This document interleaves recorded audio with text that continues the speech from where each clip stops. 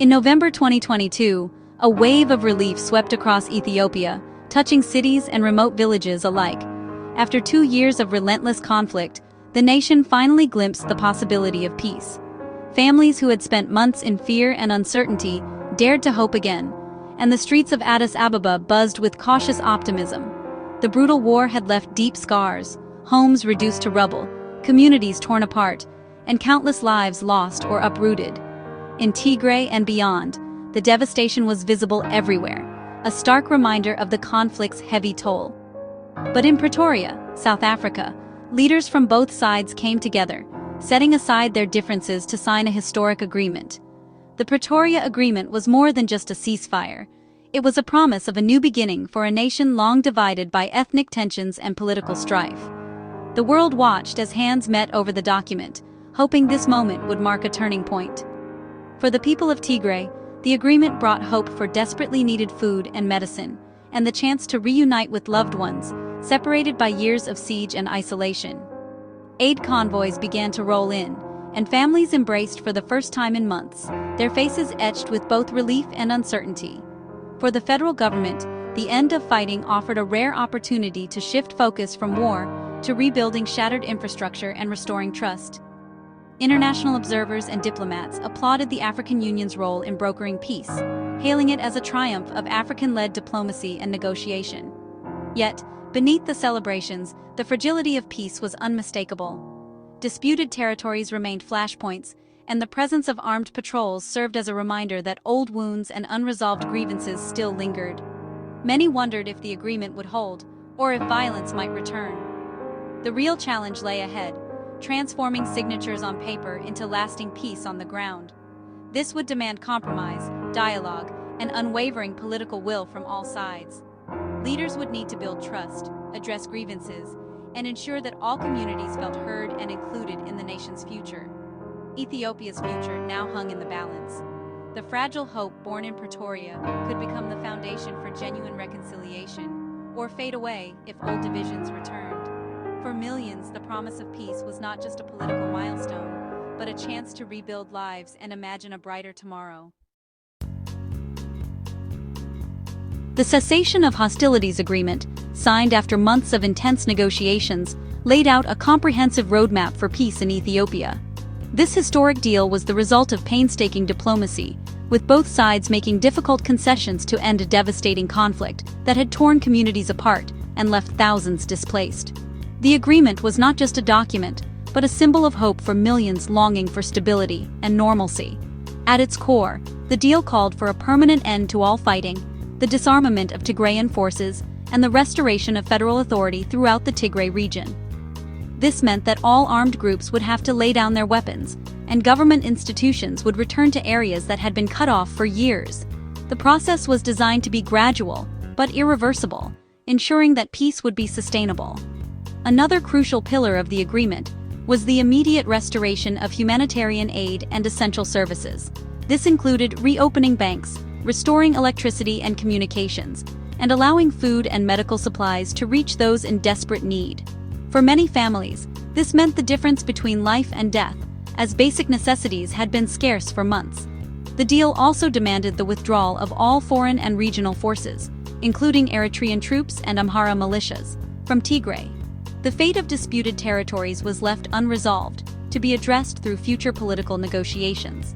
This was a sensitive issue, reflecting the deep-rooted tensions and the need for ongoing dialogue to achieve lasting peace. Transitional justice was a key promise of the agreement.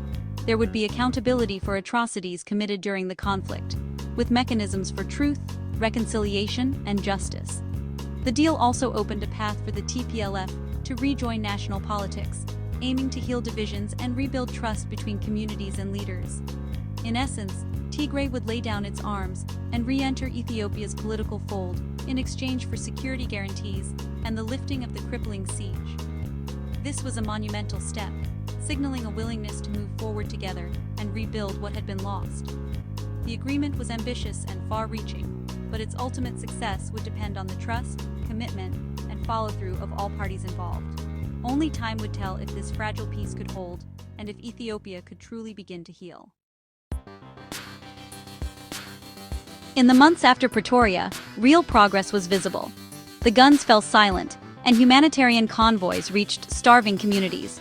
Flights resumed to Mekelle, families reunited, and banking and phone services returned, restoring a sense of normalcy. The TPLF was delisted as a terrorist group, and an interim administration formed in Tigray. Disarmament began, monitored by the African Union, and hope grew that the war was truly over. For a brief period, both sides seemed committed to peace, and the world celebrated Ethiopia's apparent turnaround. But beneath the surface, challenges remained, threatening to unravel these early gains. Soon, cracks began to appear in the fragile peace process. Disarmament stalled as Tigrayan leaders refused to fully lay down their arms, while Eritrean and Amhara forces remained in Tigray, heightening tensions. Eritrean troops and Amhara regional forces openly defied the agreement, occupying disputed territories and fueling deep mistrust. Reconstruction lagged behind, and over 1 million people remained displaced, unable to return to their homes.